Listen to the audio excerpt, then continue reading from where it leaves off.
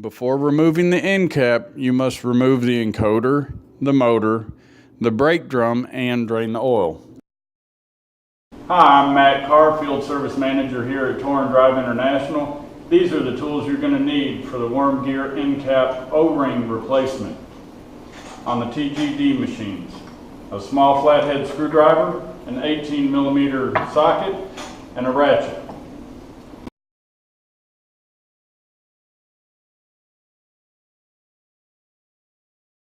Using the 18mm socket and ratchet, remove the bolts from the end cap.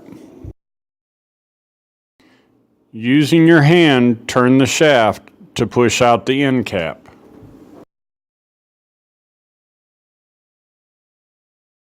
Using the small flathead screwdriver, remove and replace the O-ring.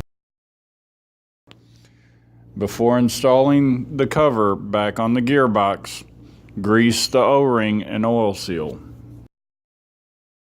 Install 2 bolts in the end cap and tighten down. Then check for play in your shaft, as you should have some. Reinstall the rest of your bolts in your end cover and tighten. Make sure you still have some play in your shaft. Refill the oil up to the red dot on the sight glass.